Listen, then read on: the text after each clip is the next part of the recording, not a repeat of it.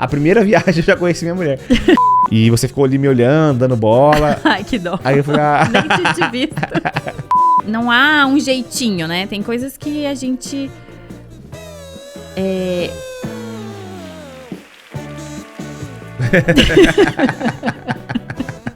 Foi um choque bem chocante. Não deixa a bichinha, coitadinha, dormir. Calma, que a gente tem que terminar a rotina dela. Tá. E eu assim, ela começou a falar, daí eu comecei a falar com ela, filha, não sei o que, deita, mas meu, daí já me perdi ali. Quando a gente reage, né, o nosso... Sei lá, mas ela vai entender. Temos problemas? Sim. Brigamos? Sim. Dormimos bicudinho? Sim.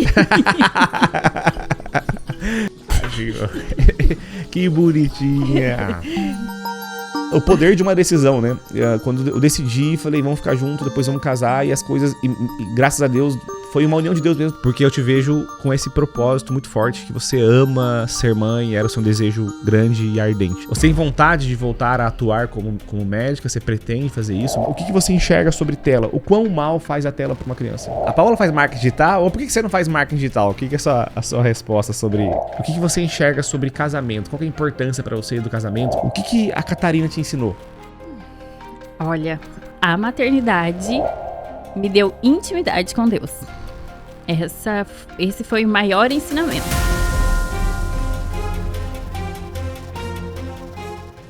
Fala pessoal, mais um podcast aqui e hoje em dia com uma convidada ilustre, certeza que vocês vão gostar bastante. Nós vamos trazer um conteúdo para vocês sobre família, sobre Deus, sobre casamento, sobre filhos, sobre a nossa história. Então nada mais, nada menos que a minha mulher, a minha esposa, a minha amada aqui, Paola! E aí, amor, tudo preparado?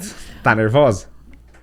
Não, nervosa eu não tô. Não? Tá tudo bem? Então vamos lá. A galera sempre nos pergunta bastante sobre a nossa vida. Então, por isso que nós vamos fazer um podcast com você aqui, porque vocês são curiosos, eu sei que vocês gostam aí da curiosidade. Então, sempre que você aparece nas nossas redes sociais, as pessoas perguntam, fala mais da Paola, mostra mais da Paola, eu acho uma graça a Paola, o jeito que ela é, e etc. E eu falei, nada melhor que trazer ela num podcast para vocês conhecerem um pedaço daquilo, da pessoa com quem eu convivo, para vocês entenderem também a nossa história, o que a gente pensa sobre... A ideia também é trazer conteúdo para vocês. A Paola estuda muito sobre esses conteúdos de criação de filhos, ela entende muito desse assunto, nós vamos abordar bastante para ajudar vocês também nesse... como nós manuseamos, né, a nossa rotina de trabalho, família, casamento, enfim, como que é a nossa estrutura familiar que faz com que a gente também progrida na vida em todas as áreas. E essa área aqui nossa é nosso âmbito familiar, tá? Então, amor, começamos aqui com a pergunta que todo mundo, sempre que a gente abre um box de pergunta lá, eles perguntam, né? Como nós nos conhecemos? Conta a história verdadeira, né? Pra contar a história... A minha versão. A versão verdadeira. Que a sua versão já foram 3 hoje. Como nós nos conhecemos, a gente se conheceu em Trancoso. Eu fui para uma viagem com uma amiga, você foi para uma viagem com seus amigos e acho que coincidentemente, não, deucidentemente, ficamos no mesmo hotel. E estávamos lá, eu e minha amiga fomos, ele era um hotel beira de praia, eu tava lá com a minha amiga no quiosque, né, do hotel e você chegou no quiosque ao lado. Chegou lá... E achando, brincadeira. Mas... E olha, engraçado que foi só quando a minha amiga foi ao banheiro que ele puxou o assunto. Ele falou assim, a primeira coisa que ele falou foi, de onde é seu sotaque? E eu acho... Pega essa sacada aí, vocês estão solteiros. E eu acho que eu não tenho sotaque, mas ele foi puxar um assunto. E daí que a gente começou a conversar. E a minha amiga que tava comigo, ela gosta mais de conversar do que eu. Então daí a gente conversou bastante. Nesse dia, foi assim que a gente se conheceu. É isso que eu falo. Nessa viagem. É isso mesmo. Prosperem para você conhecer sua mulher em Trancoso. Mas já é uma questão, né? Acho que nós não nos conheceríamos se eu tivesse ganhado dinheiro, porque senão eu não estaria em Trancoso. Foi a minha primeira viagem. Olha pra você ver. A primeira viagem eu já conheci minha mulher. Acabou as viagens. Essa é a versão dela. A versão minha verdadeira é... Tô brincando, mas como ela fala, você falou que foi Deus, e a gente sempre fala sobre isso, né? Que foi Deus mesmo. Porque, primeiro que você não ia na viagem, né? Não foi? Você não queria ir, né? Não sei se você não ia ou se você não queria ir. De última hora você fechou, não foi algo assim? Foi de última hora. Eu não queria gastar porque eu sou médica, né? E pra viajar eu precisava trocar plantão, eu precisava gastar pra ir. Deixar de ganhar e gastar, né? Exato. E eu não tava... foi assim, junho. Junho e julho foi numa época assim que não é costume viajar pra praia. E eu não tinha essa ideia na cabeça, mas daí de última hora assim, a Yasmin, já tô colocando a Yasmin aqui, me ligou e falou, vamos, e eu falei, vamos, então vamos. E acabou e fomos. E eu também, não é que eu não iria, né? Eu não tinha planejado a viagem, nunca fui de planejar a viagem, até hoje eu não sou assim, né? Um amigo meu, 2 amigos meus, eles mandaram uma mensagem pra mim. Tamo indo pra Trancoso e tal, bora lá. Aí eu falei, puta, é a oportunidade de viajar, porque eu nunca viajava porque eu tava sozinho. Aí eu não gostava muito de viajar, não tinha essa vocação sozinho, né? de tomar a decisão de ir. Eu até iria, mas eu não tinha tanta essa vontade. Aí eu falei, 2 amigos meus vão, eu vou também. É oportunidade. É a oportunidade. Aí eu falei, bora, isso era quarta-feira. Eles iam viajar na sexta. Aí, era noite, decidi ir. Só que do jeito que eu sou, né? Puta, não vou olhar agora, né? Amanhã eu olho. Fui olhar na quinta-feira o hotel que eles já tinham fechado. Eles mandaram o hotel. Aí eu abri o hotel pra vir lá e tal. Aí eu falei, amanhã eu fecho. No outro dia eu fui fechar o hotel que eles mandaram. Não tinha vaga. Aí não tinha vaga no hotel deles. Falei, puta, cara, vou viajar com os meus amigos, mas não posso ficar no mesmo hotel que eles, né? Tipo assim... Aí falei, putz, mas eu vou, não tem problema, isso aí, como diz a Catarina, não tem problema. Eu vou e fechei um outro hotel. E dentro do hotel que eu fechei, que nós nos conhecemos, tinha vários outros hotéis que eu fiquei com muita dúvida. Eu lembro de eu ficava olhando assim, esse ou esse. Aí eu fui lá e decidi nesse hotel. Então, coincidentemente, primeiro que eu não ia, você também não ia. Segundo, que o hotel esgotou, tipo, de um dia pro outro esgotou. Eu não fiquei no hotel do meu amigo. Se eu tivesse ficado lá, com certeza eu não te conheceria, porque eu te conheci no hotel. E escolhi exatamente aquele. Então, por isso que a gente fala que foi Deus, né, que nos colocou mesmo, porque foi muita coincidência. Está em Trancoso, você não mora lá, eu não moro lá, a gente não ia e nos encontramos. E a forma como nos encontramos também, né? Que estava no quiosque. Eu tinha um dia antes saído com os amigos, saí na praia pra respirar. E eu tava sozinho, né? No hotel eu tava sozinho, então fui lá, pedi um sorvete, eu acho, se eu não me engano, não lembro. Acho que sim. Aí eu vi você do lado, né? No quiosque do lado esquerdo, com essa amiga que você falou. E você ficou ali me olhando, dando bola. Ai, que dó. Aí eu falei, nem tinha te visto. Aí eu falei, o que esse bichinho quer? tô brincando, é a versão que eu conto sempre. Aí essa amiga saiu e a gente puxei esse assunto aí, a gente começou a trocar ideia e nos conhecemos lá. E depois disso, não sei se vocês sabem disso, né? Eu com a Paola, isso foi em 2021. Uhum. Então nós estamos juntos há 3 anos, já temos filhos, somos casados, tudo aconteceu muito rápido, né? E nós nos conhecemos nessa época, 2021, julho, numa viagem, e depois você veio a Florianópolis me visitar umas 2, 3 vezes, eu fui para São Paulo também, só que dentro desses 3 meses, 4 meses, já nasceu a nossa... Nasceu não, né? Já a semente ali, a Catarina, já estava por vir. Então aconteceu muito assim, muito rápido na minha jornada, de um cara que estava 10 anos sem solteiro, conheceu uma pessoa, já engravidou e já entendi que aquilo ali era pra mim, porque eu já tinha conhecido seu coração, sabia? Até te falei, né? Na época eu falei, olha, eu tomei a decisão, não é pela filha, porque eu sei o seu coração e quero isso. É muito louco isso, tá, pessoal? Porque eu decidi ficar com ela, eu sempre brinco, ela, na época ela não gostava, de uma maneira racional. Porque eu falei assim, é a mulher que eu quero, tem os valores que eu tenho, senti paz, já conhecia, né? Não era uma pessoa que eu não conhecia, não era uma estranha, mas eu não tinha a intimidade de um casal e etc. E assim, já falei, vem morar aqui e tá decidido e vamos ficar junto. E ao mesmo tempo, olhando hoje, é muito engraçado como que deu certo, né? Porque você poderia ser um monstro dentro de casa, né? Mas o poder de uma decisão, né? Quando eu decidi, falei, vamos ficar juntos, depois vamos casar, e as coisas, e graças a Deus, foi uma união de Deus mesmo, porque nós nos combinamos muito, né? Deu muito certo logo do início, assim, não teve aquele negócio, foi muito difícil no começo, não, já deu muito certo logo de cara. E daí surgiu a Catarina, e essas são as histórias que vocês conhecem. Nos casamos no ano passado, E daqui em diante nós continuamos a nossa jornada juntos, né? Mas, amor, beleza, nos conhecemos assim, essa é a nossa versão. E quem que era você, então, antes daquele quiosque? Quem que era a Paola antes de me conhecer, lá em 2021, quando foi esse dia? Quem que era você? O que você fazia? Da onde você é? Eu nasci em Campo Grande, Mato Grosso do Sul. Eu fiz faculdade em Alfenas, Minas Gerais. E eu formei... Fiquei ainda uns 2 anos em Minas e depois, no meio da pandemia, literalmente no meio da pandemia, eu me mudei para São Paulo e estava trabalhando em São Paulo, em pronto-socorro, dando plantão como médica e estudando para residência.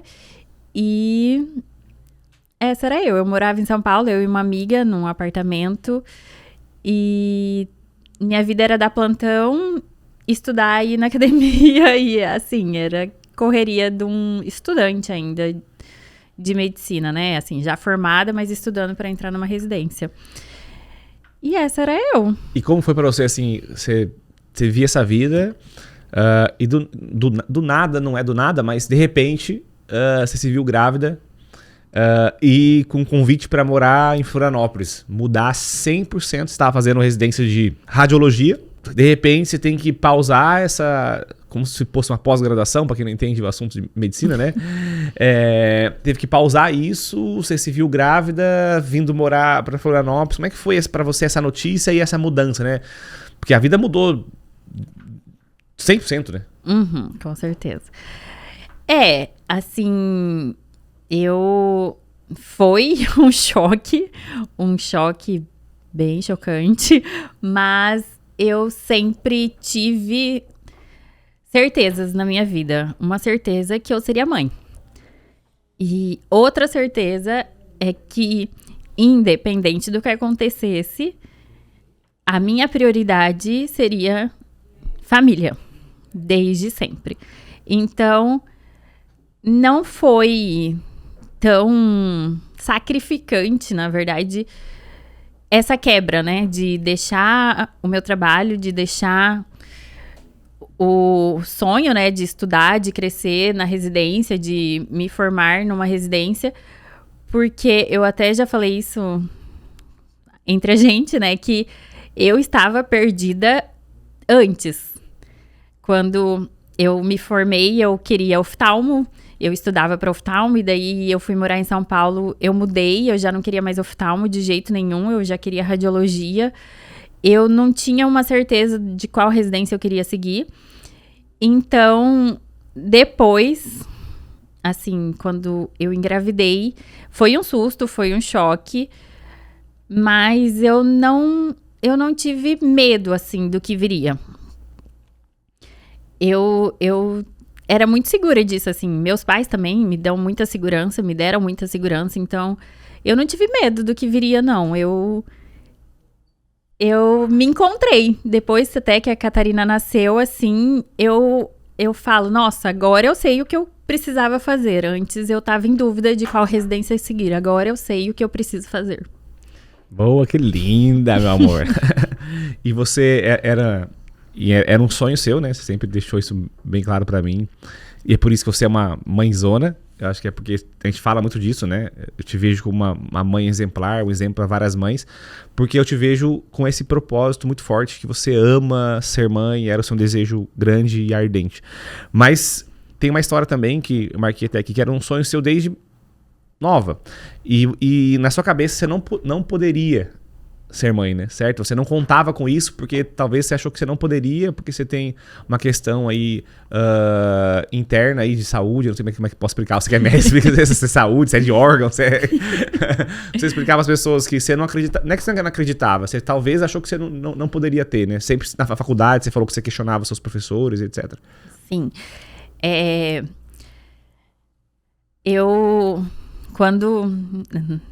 Na puberdade, né? Quando a gente começa a menstruação da mulher, ali já no começo, eu apresentava muitas cólicas, muitas dores, era bem difícil e meu pai, médico, me levou para fazer vários exames para ver, né, o que tinha, e foi quando eu descobri eu tinha 15 anos, que eu tenho, não é uma doença, é uma malformação, né, do útero, e eu tenho útero de Delfo. Pra quem não entende, são 2 úteros. Eu tenho 2 úteros, que os 2 funcionam, os 2, mas ele não tem o tamanho de um útero normal, são menores. E isso, quando eu entrei na faculdade, comecei a estudar, é uma coisa que a gente aprende lá em embriologia, bem no início da faculdade, que são malformações mesmo, e isso pode dificultar uma gravidez. E quando eu cheguei na faculdade e entrei na prática, assim, né, dentro do hospital, em ginecologia, eu perguntava para todos os médicos, meus professores, se eu poderia engravidar natural, né, sem precisar de fertilização outras tecnologias. E eu tinha isso na minha cabeça, porque, né, eu estudo e eu sei que meu útero é menor, talvez ele não aguente uma gestação até o fim, né, crescer. E também por conta da minha mãe, né, que a minha mãe tem útero, o dela é diferente do meu, bicorno. Na verdade, é um útero só que ele tem uma separação no meio e ela não conseguiu ter uma gravidez. Então, isso também me pegava. Nossa, se ela tem uma malformação, ela não conseguia, eu também tenho, será que eu poderei engravidar? Então, isso era uma dúvida minha e uma preocupação, mas foi tudo perfeito, né?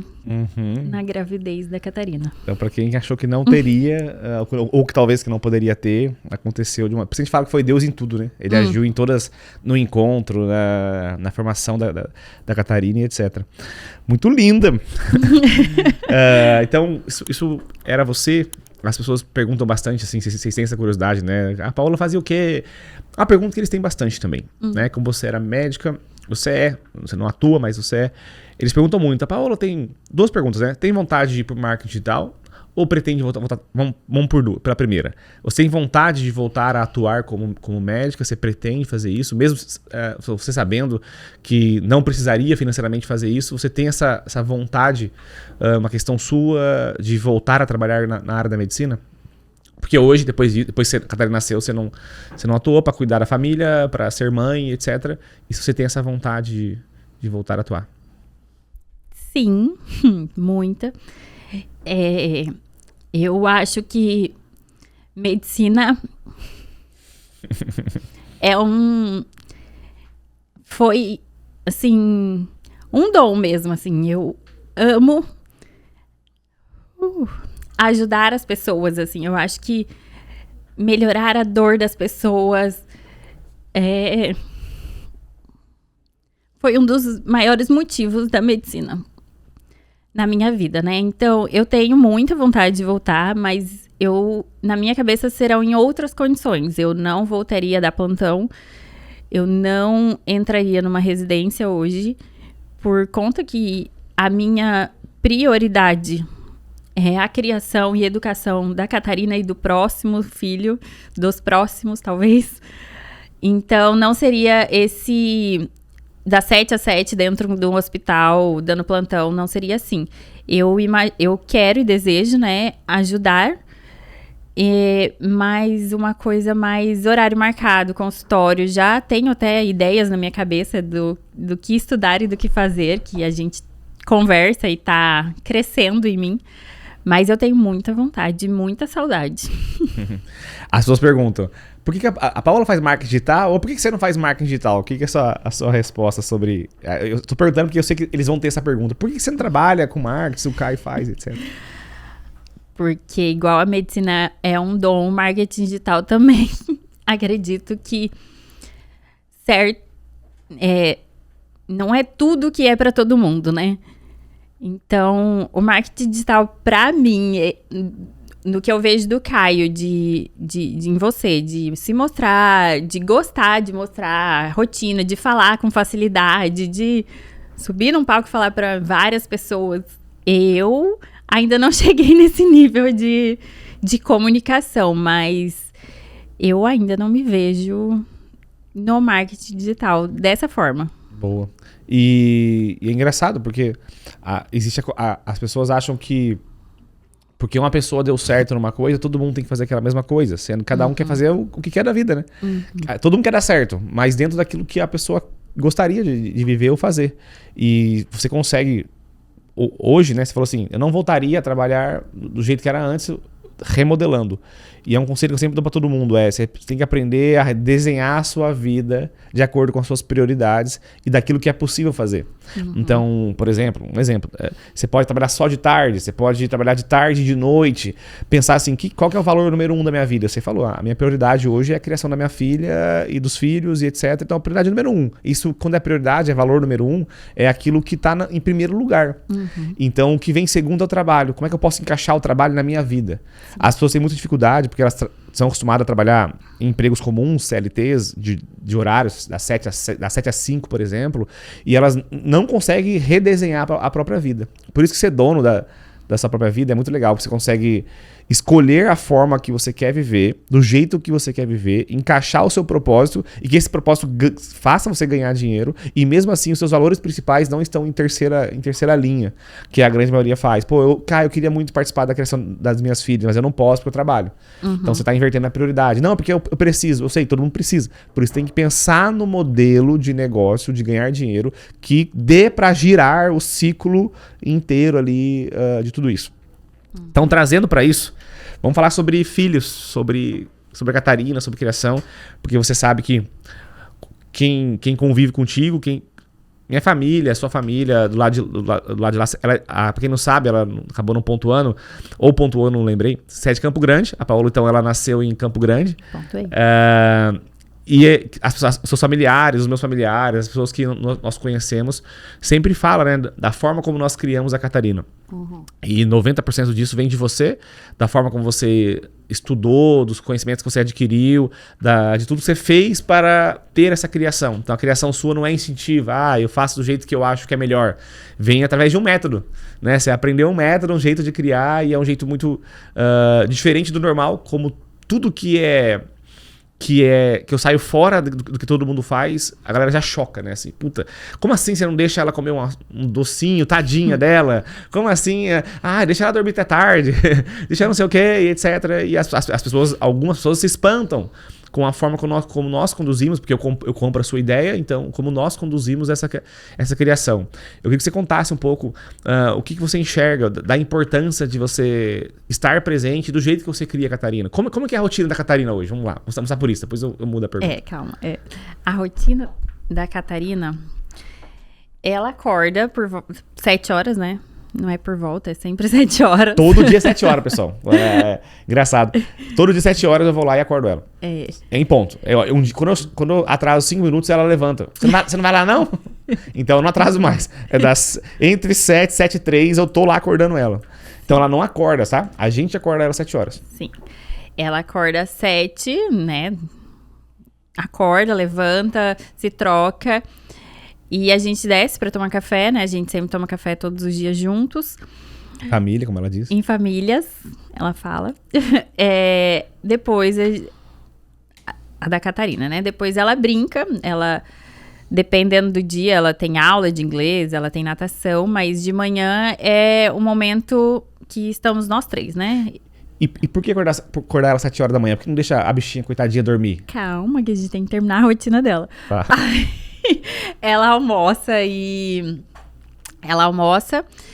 depois do almoço ela também faz uma soneca. Ela ainda tem 2 anos e 10 meses. Ela faz uma soneca. À tarde também ela brinca, ela explora o mundo, ela se diverte. Ela, na maioria das vezes, ela me acompanha, né? Assim, bastante. Ela nos acompanha nas coisas. E brinca. E umas 6 horas ela janta. E umas 8, né? Ela dorme. Ela dorme lá pelas 8 horas. Umas 7h30 começa a rotina do sono, né? Do sono noturno, né? Sim, 7h30 ela já começa a acalmar pra dormir. E ela acorda fielmente todos os dias às 7 pra ela dormir fielmente todos os dias antes das 8. Porque assim, Por que a gente acorda, igual falar, as pessoas comuns falam, nossa, deixa ela dormir, tadinha dela, tá cansada, às vezes ela acorda com sono, né? Na soneca da tarde também, ela dorme, a Paola bota ela pra dormir sozinha, sempre meio-dia e 40, meio-dia e pouco. E 2h15 ela vai lá e acorda ela também, ela não dorme até à vontade. E no meu começo eu tinha essa intuitividade natural de um pai. Deixa dormir, né? Deixa dormir, coitada, por que você não deixa ela dormir mais? Não sei o quê, como é ruim acordar do sono, né? E muitas vezes não, pouquíssimas vezes eu deixei ela, você me ouviu, né? Vou deixar ela dormir um pouquinho mais então, tá bom, amor, vou deixar. Na hora que a gente deixava ela dormir um pouco mais, no sono da noite ela não dormia. Ela não dormia. Como a Paola, ela ensinou a Catarina a dormir, então ela bota ela no berço acordada e a Catarina dorme sozinha. Faz muito tempo isso, desde os 7 meses que ela faz isso, né? Que ela ensinou desse jeito. Então, muitas vezes quando a gente deixava passar o horário da soneca, ou amanhã, não acordei 7 horas, acordei 7h20. Na hora que a gente botava ela pra dormir, ela não dormia. Se atrasasse 20 minutos na soneca ou tudo mais, ela não dormia. Então, nós fomos feitos biologicamente para seguir o ciclo circadiano, o horário de dormir, né? A gente que se perdeu nisso. A gente dorme a hora que quer, acorda a hora que quer, e enfim. E acha que isso é natural. E a gente fica com dó. Dó não. Isso é amor, né? A gente entendeu que Exatamente. Eu entendi, isso na verdade. Saúde, né? Isso é saúde. Isso você faz isso porque você ama ela, não é porque você é uma... Eu brinco, né? Eu faço... a minha tenente aqui, a Paola. A coronel. O seu pai, meu sogro sempre brinca também. Ó, a coronel chegou. Porque a Paola, ela é pontual e ela é muito rigorosa em relação a isso. E não é uma maneira de nossa, é uma maneira de amar. É uma forma de amor e eu entendo que hoje a gente vê o resultado dela, assim. Ela sempre dorme muito bem à noite, ela não acorda quase nunca à noite, acorda todos os dias no mesmo horário, bota pra dormir, dorme. Na hora de comer, ela come quase todo dia nos mesmos horários, as mesmas coisas. Então, falando de sono, é uma coisa que você pegou muito no pé e até hoje. Por quê? O que você entende da importância do sono pra criança? Na verdade, foi pela privação de sono no início, né? Tudo começou na maternidade, que na verdade foi após, né? Mas que a gente... Eu acho que pai e mãe, antes de ter os seus filhos, ninguém tem noção do que é o sono de um bebê. Rapaz. Eu não sabia, eu não conhecia. Olha que quando eu tava grávida, tem muito curso, né, pra gravidez, pra aprender a cuidar do filho. E eu achava que eu sabia muita coisa por conta Você é médica? Da medicina. Mas tem coisas que é só no dia a dia mesmo. Então, quando ela era pequena, era uma acorda de madrugada que, senhor... E assim, era difícil colocá-la no berço, lembra? Que a gente fazia manobras pra não tocar nela, pra ela não acordar quando a gente transferia ela pro berço. A gente pegava ela assim, fazendo naná, eu lembro até hoje, mas tem uma história bem legal.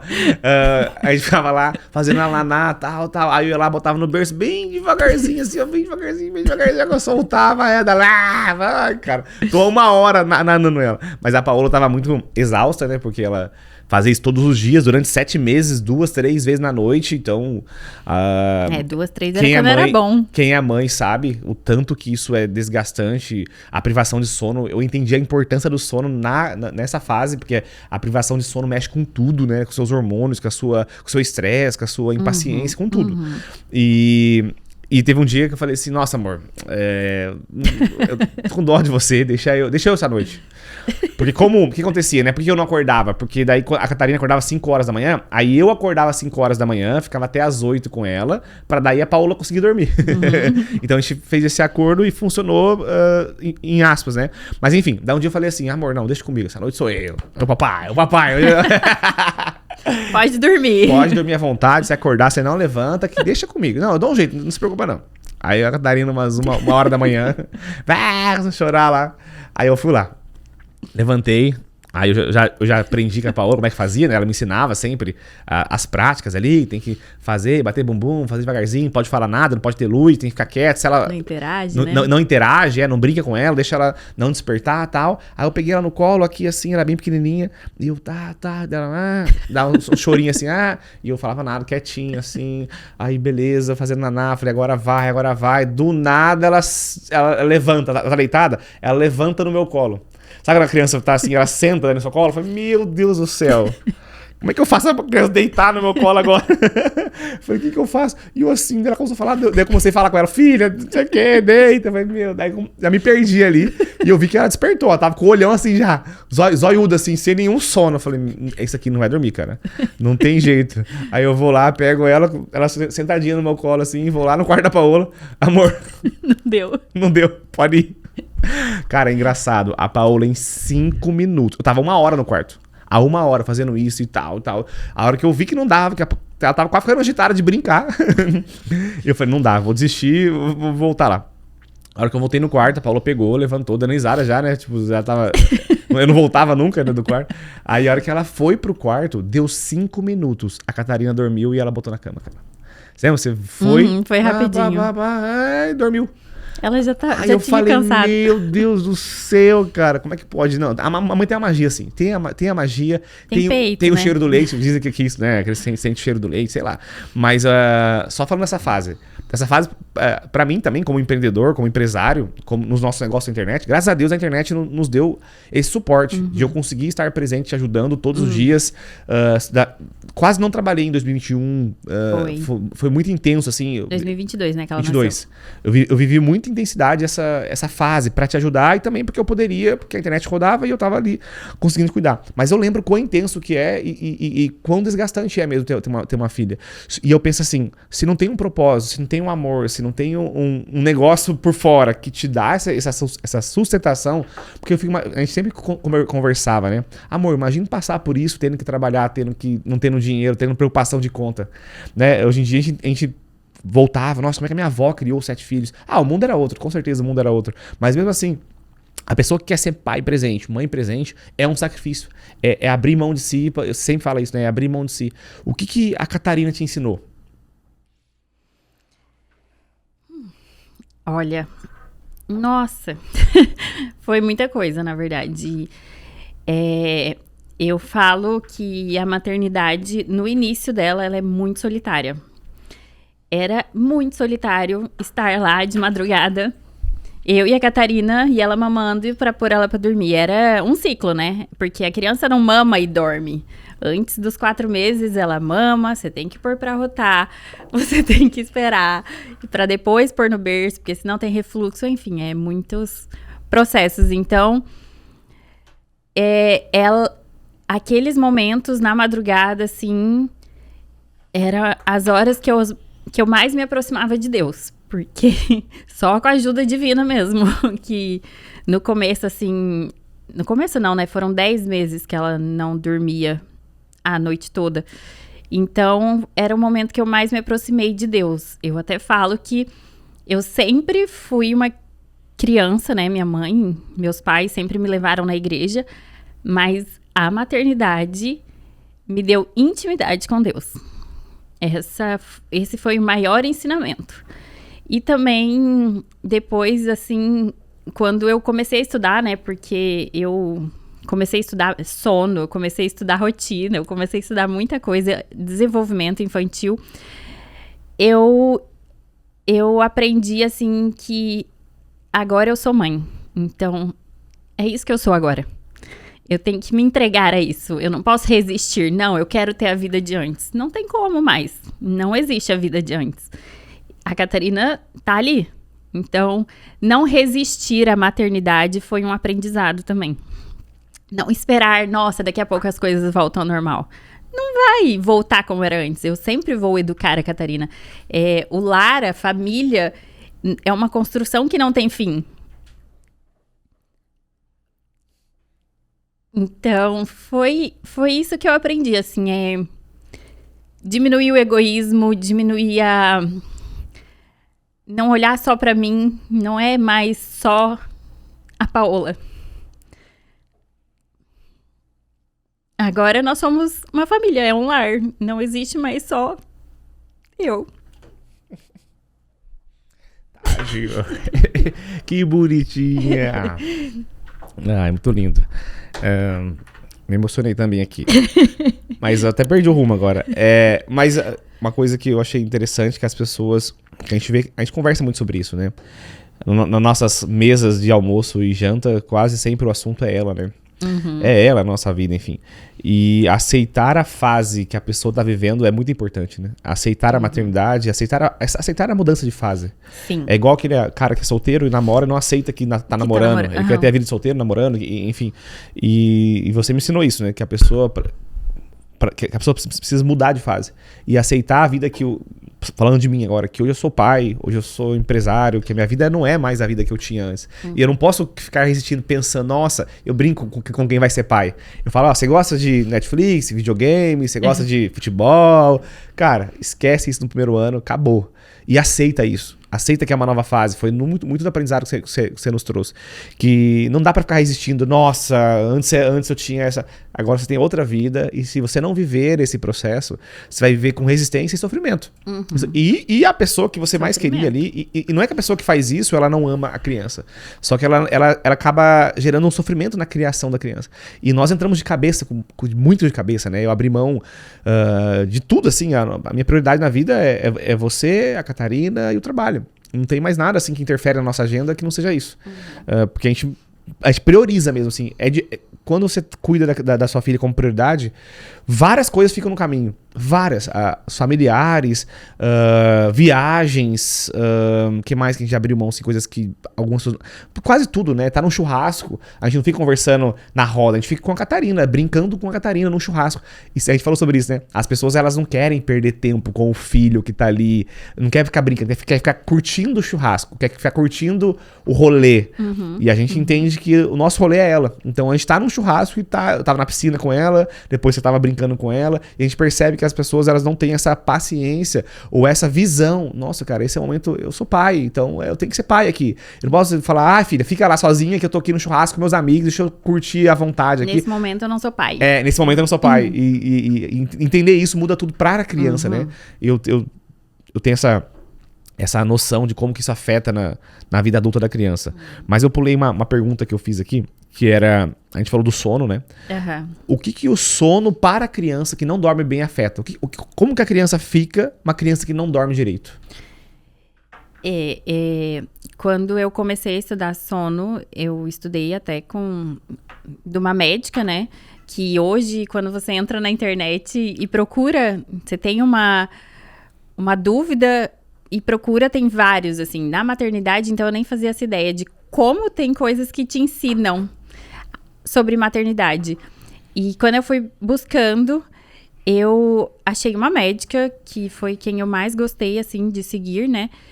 E de primeiro, assim, quando é um bebê ainda, que a gente não consegue ver, ela não tem as suas próprias manias durante o dia, né? Um bebê ainda...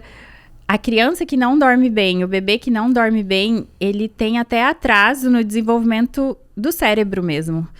Porque é menor, não é tão desenvolvido quanto a pessoa que dorme bem. Então, ensinar a dormir é dar saúde para o seu filho, né? Até do adulto.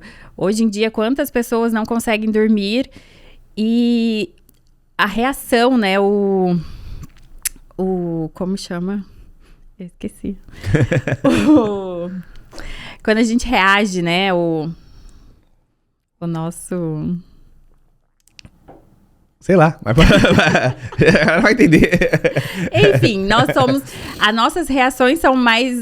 Impulsiva, reativa. São devagares, né, na verdade. A gente é mais lento para reagir quando a gente não dorme bem. E a criança, né, depois, assim, de 1, 2 anos, eles têm a famosa, o Terrible Two, né? Na maternidade, a criança dos 2 anos é o Terrible Two, que é o terrível 2 anos. Que começam as birras, começam as vontades próprias de uma criança, né? Ela entende que ela pode ter vontade. E a criança que não dorme bem, ela tem mais irritabilidade, ela tem mais birras, ela tem mais dificuldade de socializar, porque ela é estressada. Ela não dormiu bem, ela não consegue descansar. Então, ela tem mais dificuldade na escolinha, por exemplo, de fazer amizade, porque ela tá estressada, ela tá cansada. Ela fica mais irritada, ela fica mais birrenta. É mais difícil para ela atender ordens, né? Atender aos pais. Então, sono, assim, de criança até adulto é fundamental. E a gente viu isso na prática, com várias crianças que a gente éramos amigos, né? Somos amigos, e a gente vê que a criança que a mãe ou o pai tá reclamando que não dorme direito, a gente percebe nitidamente o comportamento dela, o reflexo do não dormir. Reflexo era a palavra. Reflexo é mais Aí, lento. O reflexo da pessoa, da criança que não dormia era muito diferente, né? Ela ficava acanhada, chorando, não socializava. Mais chorosa. Mais chorosa. Enfim, é muito importante, é por isso que você focou bastante nessa parte dela dormir. E a gente percebe na Catarina, quando a gente viaja, dá uma desregulada ali nos horários, mesmo assim, mesmo em viagens, tá? A Paola tenta ao máximo manter ali. A gente... Tudo muda, pessoal. A gente, na hora de fechar o avião, é pensando nos horários do sono da Catarina, na hora de pegar o carro, de fazer a viagem. É tudo pensando nos horários da Catarina. Então, tudo é em função dela. Enfim, é isso mesmo. A vida mudou e pra nossa também, né? Pra nosso viver bem também. É isso que eu ia chegar. Quando a Catarina dorme bem, tudo é melhor. Pra gente. Porque daí ela não tá birrenta, ela não tá ali cheio de manha, de chorando o tempo todo, porque fica também, vai se irritar, ficar brava, etc. Sim. Que ela tem isso quando ela não tá dormindo. Então é para a gente também. Igual botar a criança pra dormir. E eu falo pra vocês todos que têm filhos novos, que vão ter filhos, criem seus filhos para dormir das 7 a 8 horas da noite pra você ter vida em casal. Porque daí a família em si, a gente todos os dias fica junto assiste série. A gente ama. Nosso hobby é série. E por que a gente vê sério? Porque a gente educou a Catarina a dormir todos os dias. 7h30 começa a rotina dela, 8 horas tá dormindo. Então a gente tem o nosso horário das 8 às 10, das 8 às 10h30, que é a hora que a gente dorme, nosso. A gente janta junto, eu e ela, todos os dias. Então a gente toma café da manhã com a Catarina, em família. Eu falo em família porque a Catarina fala. O café da manhã é em famílias hoje. O café da manhã é em família. O almoço também, nós almoçamos juntos todos os dias. E a janta sou eu e você. Por causa desse horário. Então, não é só sobre ela. É sobre a vida como um todo, né? Fazer ela dormir. Quem estuda, quem quer ter um novo negócio, quem quer empreender. Cara, se você tem uma filha, então dentro do horário, conduza a sua filha para dormir em certos horários, para você sobrar tempo, para você descansar, enfim, para qualquer outra, para você estudar. A Paola estuda muito nesses horários, né, nesses intervalos que nós temos para isso. Vamos para outro assunto ainda da Catarina. Comida. Nós também somos bastante, não é bastante ao extremo, né? Mas somos bem diferentes da maioria em relação a como nós conduzimos a Catarina em relação à comida. Então nós mudamos alguns pequenos hábitos nossos. Nós sempre tivemos o hábito muito saudável. Em casa não tem chocolate, não tem besteira. Quando a gente quer comer besteira, a gente pede. Então não existe isso no nosso armário, nem na nossa geladeira. Já era natural. Mas ainda melhorou muito por causa da Catarina. Porque nós somos exemplos para ela, então a gente não pode tomar suco e querer que ela não tome. Que foi uma coisa que a gente tirou do nosso almoço, né? A gente precisava de tomar um chá lá na hora do almoço. E a gente tirou esse chá do nosso almoço porque a Catarina queria tomar todo dia, na hora do almoço, o chá e encher a barriga e não queria comer. Sim. Então nós tiramos nosso. Então é abrir mão de si mesmo, pra melhoria dela. E, enfim. Então nós temos não deixamos ela comer açúcar. Não quer dizer que ela nunca comeu, quer dizer que nós não deixamos. A prioridade é ela não comer.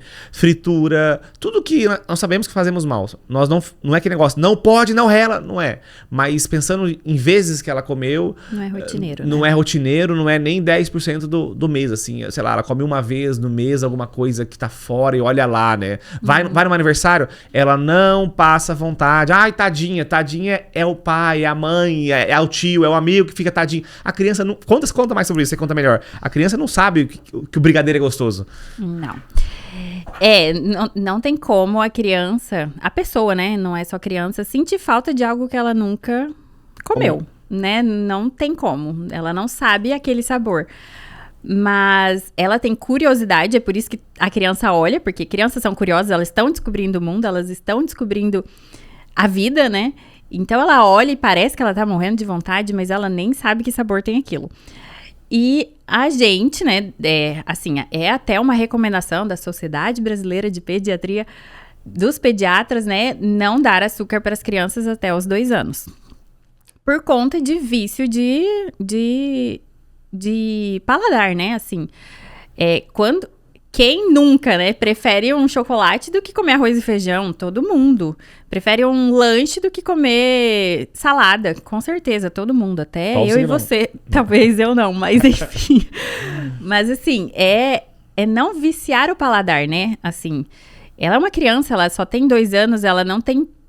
ela não tem capacidade cognitiva de escolhas ainda. Então, quanto mais a gente puder ensinar bons hábitos, né? Comer correto, comer coisas que vão ser saudáveis para ela, melhor. Que vai chegar uma hora que ela vai preferir o salgadinho do que o iogurte com uva. Com certeza vai. Então, quanto mais a gente puder ensinar os bons hábitos, lá na frente ela vai ter essa base, né? Ela tem essa base de escolha, de escolher coisas melhores. Então, é sobre isso, né? Dar uma base, dar opções para ela boas, para quando ela puder escolher, ela saber escolher coisas boas. Engraçado que o sofrimento sempre é do adulto. A gente faz isso com a Catarina, ela sofre zero. As pessoas acham que ela tá sofrendo, né? Ela vai no aniversário, tem uma amiguinha comendo doce, ela olha. Como se ela olhasse se fosse uma tâmara. Né? Ela olha. Aí todo mundo, não pode dar pra ela. Não, mas olha só, tadinha, dá uma. Não, ela não come. Daí, assim, ela não come e ela não chora. Nunca na vida eu não lembro dela fazendo uma birra. Porque nós comer, não. Pra comer, sim, filha, isso você não come. Não pode. Tanto é que quando alguém oferece algo pra ela sem permissão dos pais, é até um conselho pra você adulto. Não fique oferecendo coisas pra criança se você não sabe se ela come ou se ela poderia comer. Pergunta pro pai se pode oferecer. As pessoas chegam assim pra um doce. Ai, quer, Catarina? Pra ela direto, né? Ela não come. Ela sempre olha pra nós. Pode, mamãe? É de adulto? Ela fala de adulto? É de adulto, filha. Ela... Então não come. E acabou o assunto. Ela não fica agoniada ou triste, ou ela é menos feliz. Pelo contrário, ela se torna mais saudável. E isso também tem aquele negócio. Exige do pai e da mãe essa atenção, essa vontade de estar ali ensinando. Tudo exige da gente. Por isso que quando eu falo que você quer ser um bom pai, uma boa mãe, vai exigir talvez tudo, né? Porque é o tempo todo ali você... pensando no que você, no caso, o que você vai comprar para ela no mercado, a comida que você vai preparar. Quando nós viajamos, você tá sempre preocupada com a janta dela, com o almoço dela, você vai ter aquilo que ela pode comer, o que ela deveria comer. Nós não deixamos isso à mercê do local, sempre pensamos nisso. E a gente entende também o quanto que a criança vem desenvolvendo em relação a isso, né? O quanto que ela ama frutas, o quanto que ela ama salada. Inclusive, ela ama beterraba, ela pede cenoura, rúcula. Ela fala, papai, rúcula. Então, assim, por causa... Nós não viciamos o paladar dela. Uma criança que come um doce, você vai oferecer alface pra ela? Cara, o paladar dela tá viciado. O adulto é assim, né? A gente é assim, a gente até fala, né? Quando a gente começa a comer muito... Quando a gente tira o doce da nossa vida, a gente come uma coisinha, uma fruta fica gostosa. Porque é um paladar viciado. Então, e o quão mal que você entende que as pessoas que criam... Eu sou um fruto disso, sabe? De ter comido muito errado na infância e ter sofrido a vida inteira com peso, com gordura corporal, sempre ter que me esforçar mais para manter o peso. E a Catarina tem a minha genética. Então a gente sabe que se ela for por esse lado, ela vai ter sobrepeso.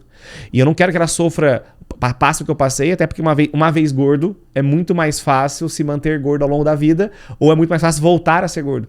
Quem sempre foi magro tende a continuar magro, é mais fácil, né? Tem a célula lá. A célula, conta aí um pouco dessa que eu não sei explicar. É que as células de gordura, elas não se desfazem, né? Na verdade, elas murcham. E daí, assim, como se fosse murchar, né? Elas continuam lá. E daí é aquele estica, desestica, né? Engorda, desengorda, engorda, desengorda. A célula não some, ela fica ali. Só que ela murcha. Então, é um processo... de reeducação mesmo, né? Na verdade, o emagrecer. Então, é muito mais fácil se manter do que... É igual a educação, né? É muito mais fácil educar agora, que ela tem 2 anos e ela não teve outros conhecimentos do que educar lá com 10 anos, né? É mais difícil. Ele já teve um processo de maturação, de crescimento de células, né? Então, é isso. E, pessoal, é mais difícil, tá? Parece se torna até chato, né? A gente vê que as pessoas nos vê como... Parece que somos os extraterrestres, os chatos das coisas. Porque exige mais mesmo, é uma vida mais... É mais regrada, mas é uma vida pensando em performance na vida.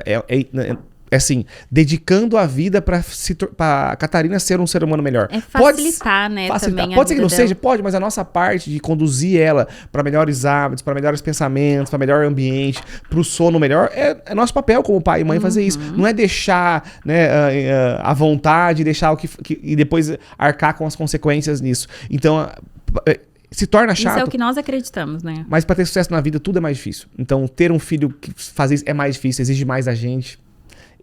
Trabalha muito a nossa preguiça, né? A gente sempre fala, nossa... Com certeza. Poderia agora aqui dar um negócio pra ficar quieta? É muito mais fácil. Podia fechar os olhos, né? Pra não fechar ver. os olhos, a gente sempre brinca disso, né? Não pode fechar os olhos pro mal, né? Quando eu falo, não, amor, só deu um gritinho. Não pode fechar os olhos pro mal. Tem que sempre corrigir aquilo que é... E cansa, exige... E é isso, e faz parte. A gente entende que tudo que é mais difícil é o que dá o resultado. Vamos lá.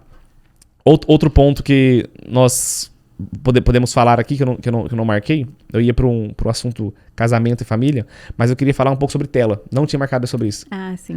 Que a Catarina também não vê tela. Então ela não vê celular, não vê televisão, nada, zero. E nada contra, igual eu falei, a gente tem essa empatia com mães que trabalham o dia inteiro e chegam em casa, não tem como ficar dando essa atenção, porque assim, é muito fácil falar do nosso lado, que nós temos uma vida realmente mais confortável, uma estrutura melhor para que isso aconteça. Então eu não tô julgando você que é mãe, que faz todo o processo inverso do que nós estamos falando, porque eu entendo que talvez você trabalhe o dia inteiro para sustentar a casa, depois tem que fazer comida, tem que não sei o que, tem que lavar prato, lavar não sei o que, e etc. E não dá para ficar cuidando do seu filho desse jeito que a gente cuida. Eu entendo isso. E eu entendo também que não tem como você não deixar seu filho na tela, porque você precisa resolver as suas coisas e é a única forma de ele ficar quieto. Então não estamos julgando você, pelo contrário, eu compreendo. O que eu quero é que você tenha aí uma consciência que se esforçar para que a sua vida se torne mais fácil, mais confortável, para você dedicar tempo naquilo que vale a pena na vida. Então, nós estamos falando, óbvio, de uma estrutura familiar muito mais bem elaborada. Temos empregados em casa, faxineiro, tem pessoa que cozinha, pessoa que limpa, tem pessoas que faz comida, enfim, temos toda uma estrutura para que isso aconteça. Mas o que você enxerga sobre tela? O quão mal faz a tela para uma criança? Eu, assim, Paola, quando eu pego alguma coisa pra fazer, eu sou muito dedicada, né, assim, até ao extremo do perfeccionismo, às vezes. E quando a Catarina cresceu e eu vi, né, os malefícios da tela numa criança, eu já falava assim, nunca, não colocaremos, na minha vida não é uma saída, não existe essa saída, né, pra qualquer motivo. E o que eu vejo, do que eu já li, do que eu já estudei, é que hoje em dia, né, antigamente eu assisti desenho, e é um rios até que eu te mandei um tempo, que antigamente a gente queria assistir desenho, a gente precisava esperar o horário do desenho. Não tinha como a gente pôr o desenho, a gente tinha que esperar, tinha que saber esperar. E tinha os intervalos que a gente tinha que esperar também para continuar o desenho.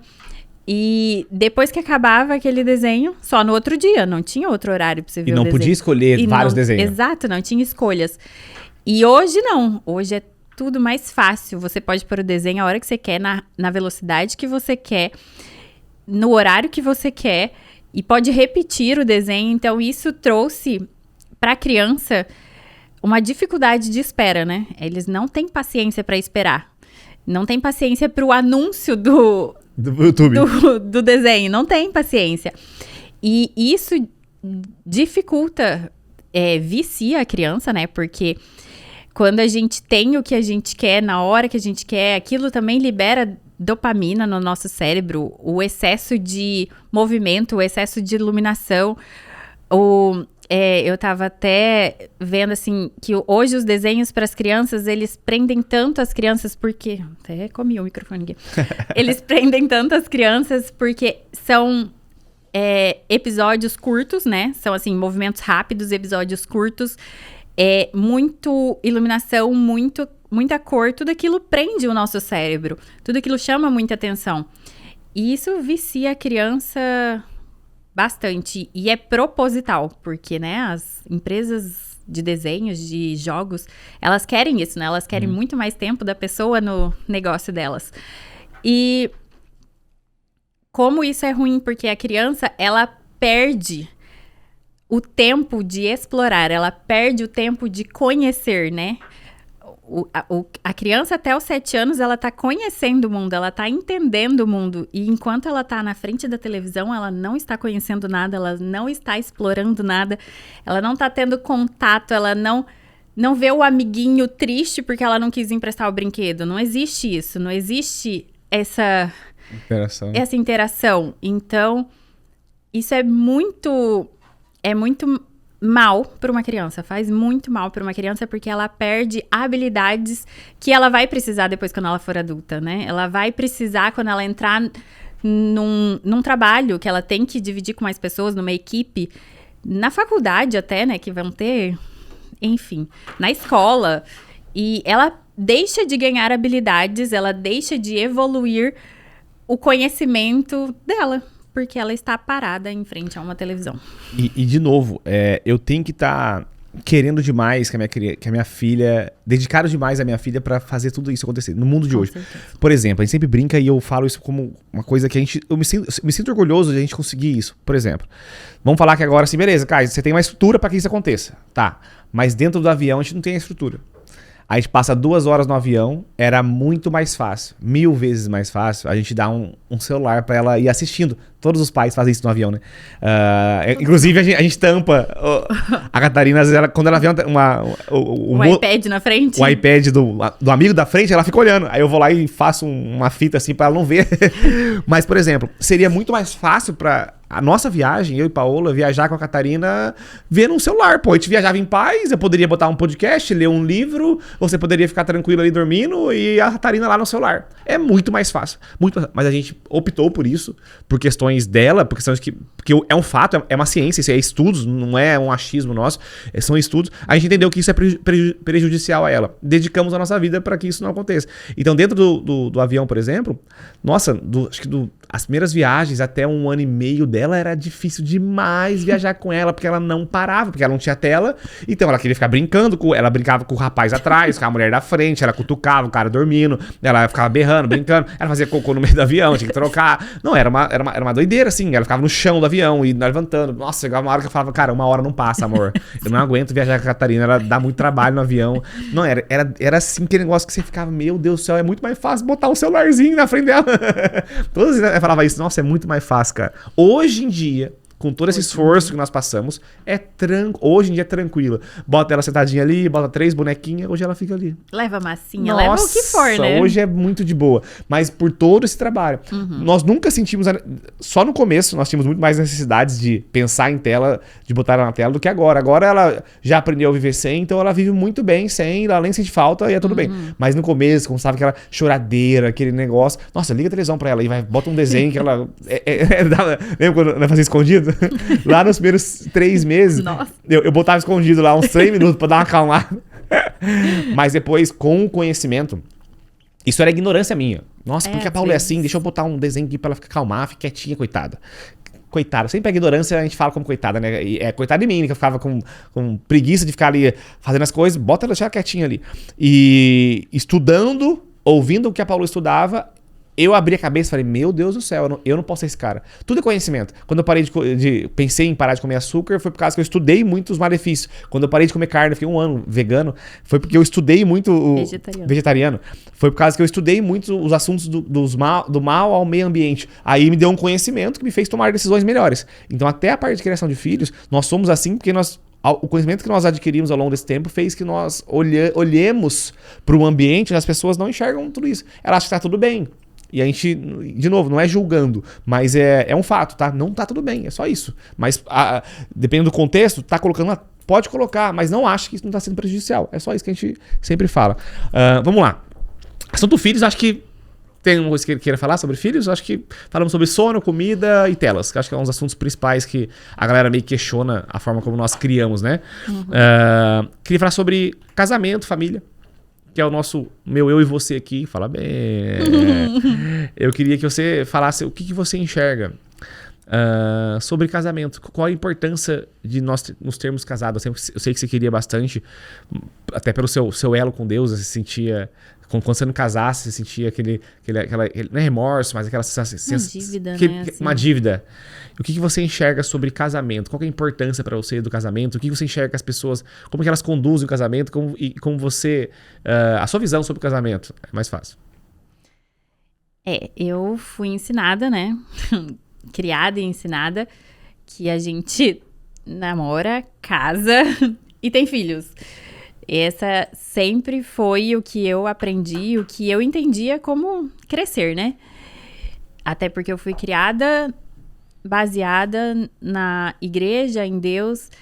E quando você pulou a etapa? Eu pulei esse caminho, assim, eu não deixo de acreditar, eu acredito cegamente que Catarina é uma bênção, né? Mas eu precisava... em mim, assim, e a minha relação com Deus, casar, porque é assim que tá escrito na Bíblia, é assim que eu acredito que devem se seguir as coisas. Então, enquanto eu não estava casada, aquilo me incomodava, né? Assim, eu me sentia em dívida com Deus, eu queria estar limpa, entregue, pura, assim, para Deus mesmo, e é isso que eu enxergo. E o que eu enxergo de casamento também, assim, né? Após o casamento, o que eu tenho é que une o homem e a mulher para ser uma só carne. Nós somos um. E daqui para frente, somos eu e você, até o fim. E o nosso respeito, a nossa honra,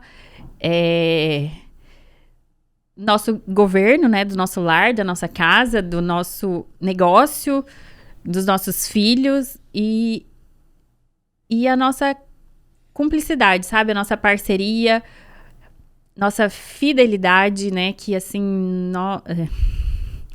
nem sei explicar que antes, né, quando tem namoros e namoros, assim, essa juventude de hoje...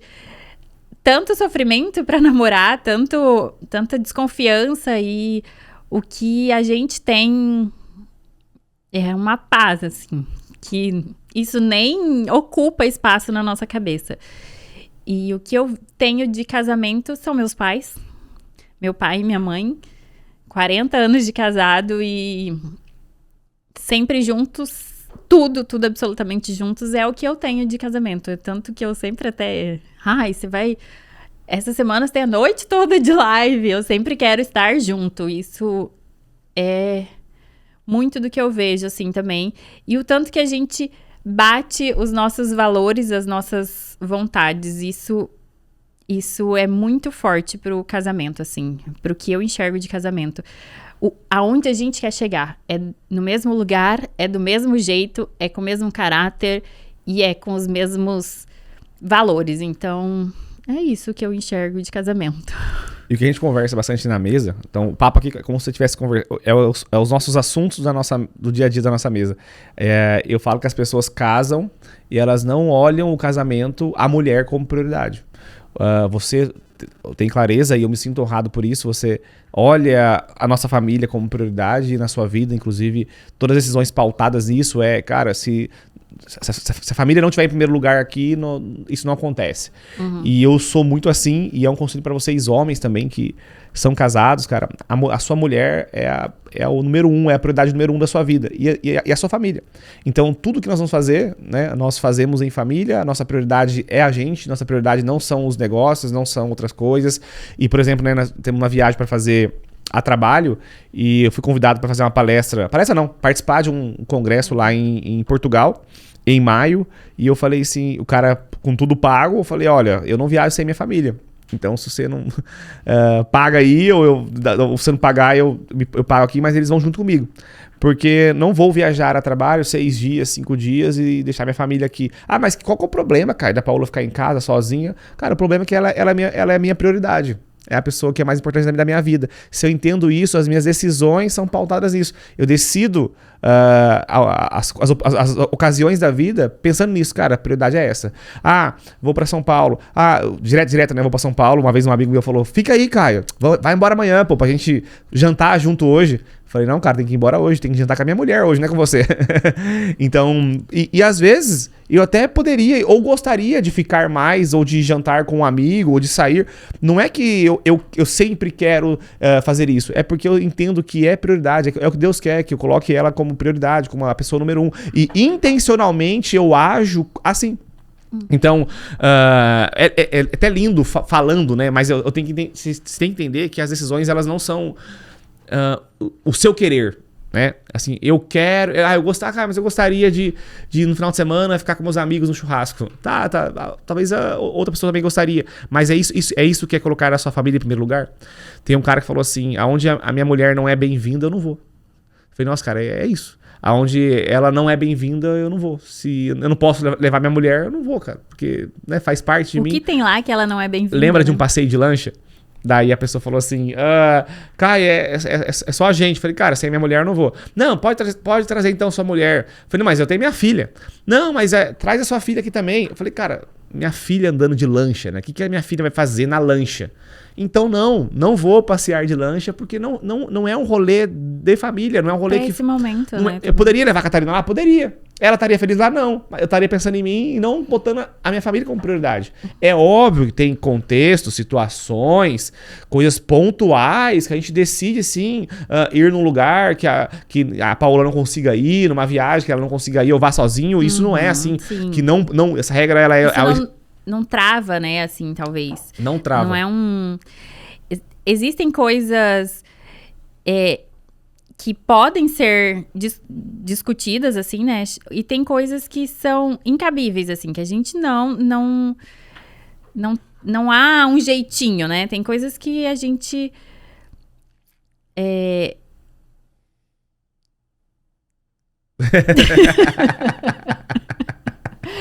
Esqueci de novo. Não tem problema. Senhor, tem coisas que não são negociáveis, né? Tem coisas que são inegociáveis e tem coisas que são negociáveis. A gente sabe disso. Perfeito. Mas você achou bem a palavra. Resumiu muito bem, até por sinal. Tem coisas que a gente consegue negociar, dependendo do contexto. Né? E tem coisas que a gente não negocia. Não, isso aqui é prioridade. E assim, pessoal, são várias decisões que nós tomamos em prol do casamento.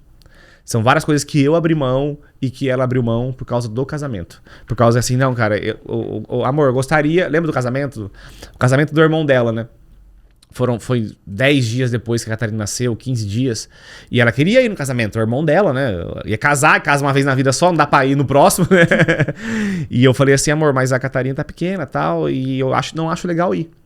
Ela ouviu, ela me respeitou e eu falei, então tá bom. É com você que eu casei, é você com quem eu vou ficar e a prioridade é você. Né? Então, pra você ver o nível de decisão importante, né? Que a gente toma várias vezes na vida pensando nisso. E às vezes eu vejo, a gente conversa muito, né? As pessoas, elas estão casadas e a mulher quer passar o Natal na casa da mãe dela, o marido quer passar o Natal na casa do pai dela, e daí os dois se separam no Natal, porque um tem a família, o outro tem outra. Eu falo, cara, então vocês não estão olhando pra sua família. Pra sua família. Então, no Natal, por exemplo, né? A Paola mora em Campo Grande, os familiares dela moram em Campo Grande e os meus familiares moram em Paraibuna. E agora? Como é que nós fazemos? A Paola vai lá, eu vou lá. Não, cara. Amor, onde nós vamos esse ano? Pra Campo Grande. Então vamos. Eu vou. Mas, cara, a sua família se reúne todo ano. Todo mundo. Não interessa. A minha prioridade é a minha mulher. E daí nós vamos lá. No outro ano vamos lá e assim por diante. Nós vamos juntos. Não tem essa discussão. Vai pra lá que eu vou pra cá. Enfim. E eu vejo que as pessoas tomam decisões sobre amigos. Eu tenho que ficar com meu amigo hoje, amor. Porra. Então, quem que é prioridade na sua vida? É seu amigo? Sabe? São as suas amizades. Então, de novo, tem coisa que é negociável, tem coisa que você não está colocando a sua família no centro. Como prioridade ou como primeiro lugar. É Deus primeiro, né? Deus no centro de tudo, né? A prioridade em tudo, mas a família tem que vir. Até lembrei de no evento, no seu evento, né? O evento do Caio. no dia da nossa viagem, a minha mãe mandou uma mensagem que a minha avó tinha falecido. E daí minha mãe falou, filha, você vem pra cá, né? Pro enterro, pro velório. E era no dia da viagem que a gente ia pra São Paulo que tinha o seu evento. E não, o Caio precisa de mim, né? É o evento dele, ele também precisa desse apoio, é um apoio familiar, é uma estrutura, né, que tem por trás de um evento, até emocional, enfim.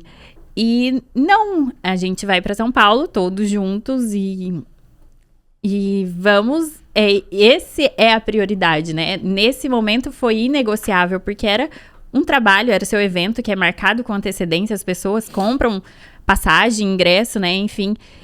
E essa era a prioridade, a nossa família naquele momento. Eu poderia ir para Campo Grande sozinha com a Catarina e deixar o Caio sozinho no evento dele, assim, sem apoio, sem estrutura, que as pessoas que conhecem o Caio sabem que ele é um pouco, assim, desligado, e a gente se une, né, nesse momento. Então, não era um... E até poderia. Só que não era a sua prioridade. Exato. Entendeu? Assim, não é que ia ser um desastre se você fosse ou ficasse. Certeza. É que se você escolheu.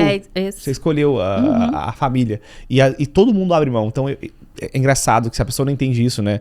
Ela fica julgando a pessoa que não abre mão, e fica aquele negócio, mas eu fiz isso.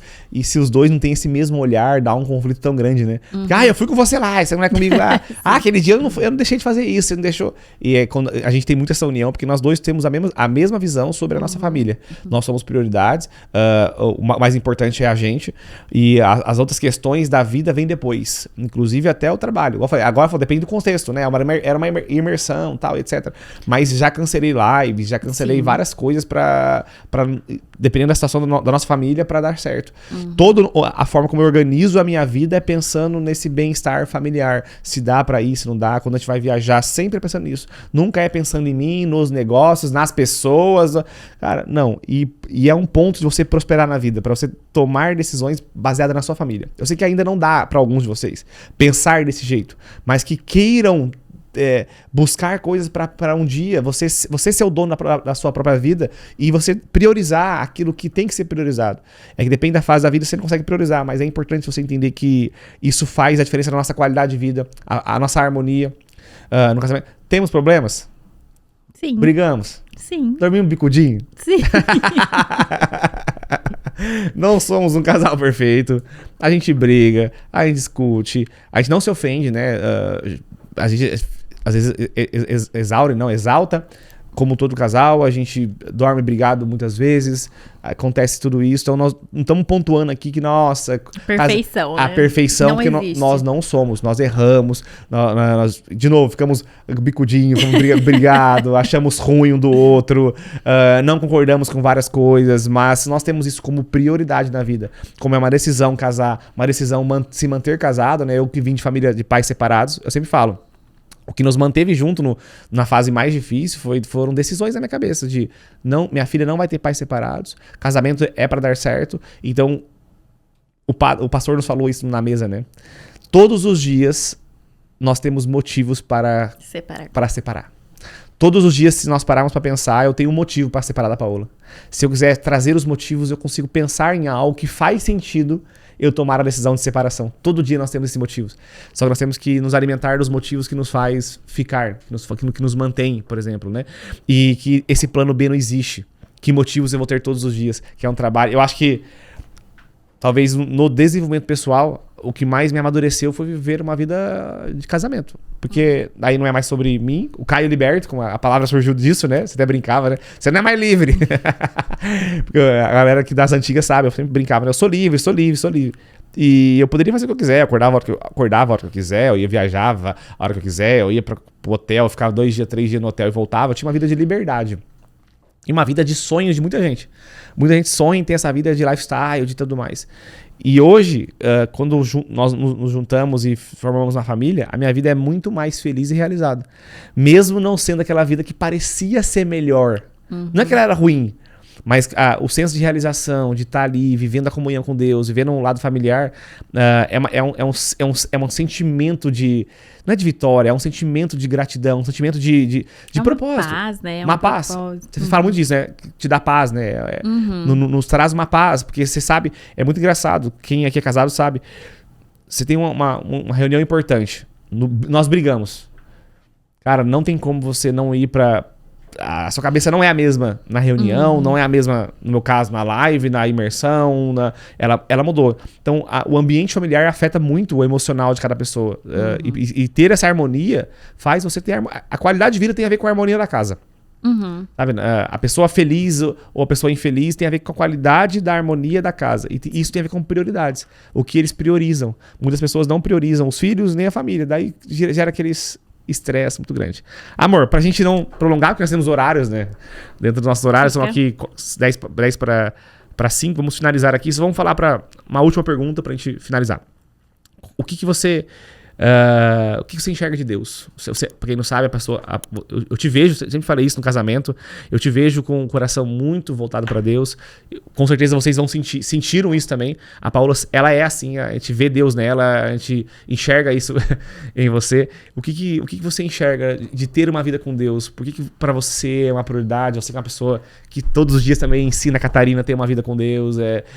Eu entendo, eu também fui afetado com isso, já era, mas com você esse negócio potencializou a nossa vida com Deus. O que você enxerga disso?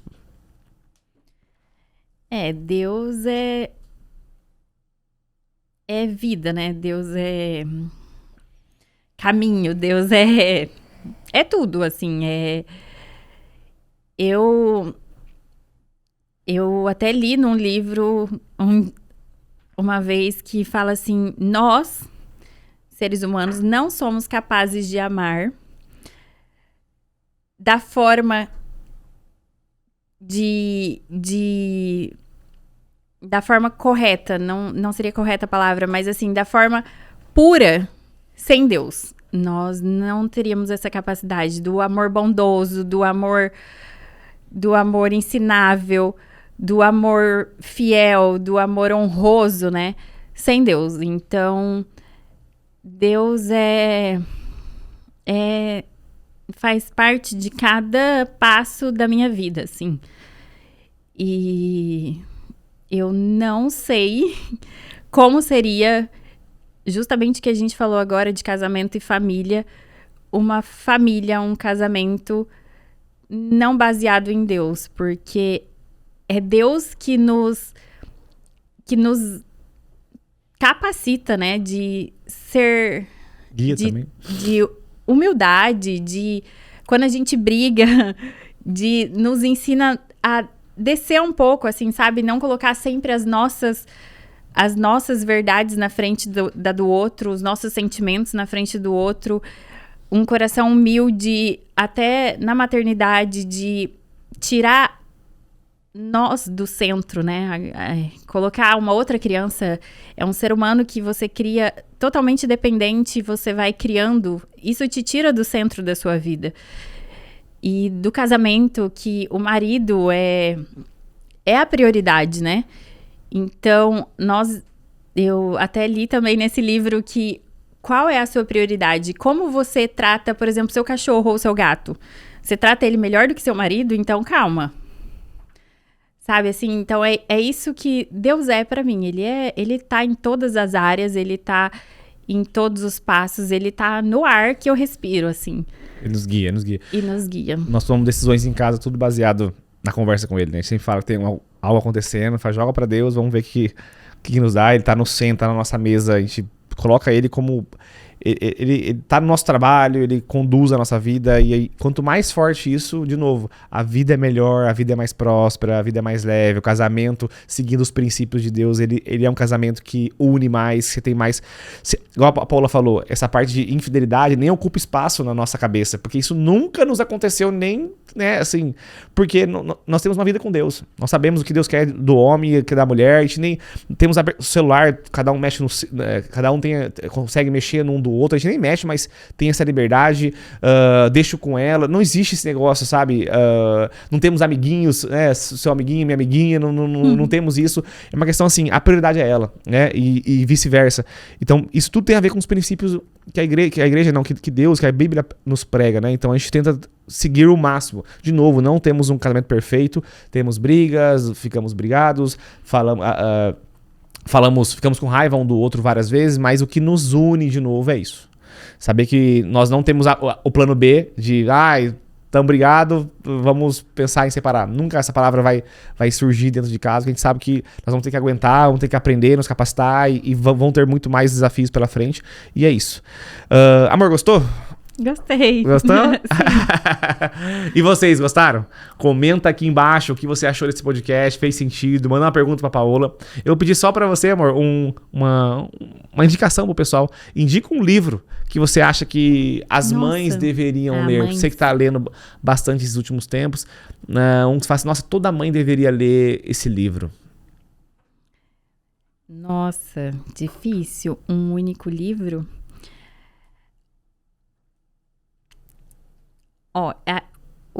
No momento, o que eu mais, assim, aprendi e gostei do que eu aprendi, né? Fez sentido, chama A Psicologia do Caráter. E fala, né, da criação do caráter de uma criança, né? E é esse, assim... Vou fazer o seguinte, então, pessoal. Vocês comentam aqui o que vocês acharam do podcast, comenta aqui as suas ideias e eu vou pedir para Paola selecionar alguém nos comentários que eu vou enviar esse livro na sua casa. Tá? Então comenta aí o que você gostou, o que você não gostou, curte esse vídeo aqui, se inscreve nesse canal que vai ter bastante conteúdo sobre esses assuntos, essas áreas da vida, né? Mentalidade, Deus, família, filhos, prosperidade, dinheiro, finanças, tudo que envolve aí a sua vida, o seu 360 na sua vida. Então comenta aí, eu vou pedir para ela escolher um comentário e eu vou mandar aí na sua casa esse livro que ela indicou para vocês, tá? Então muito obrigado pela participação, obrigado, amor, por ter participado. Agradece, pessoal. Obrigada. Obrigada, amor, pelo convite. Valeu, pessoal. Tamo junto e até a próxima. Valeu.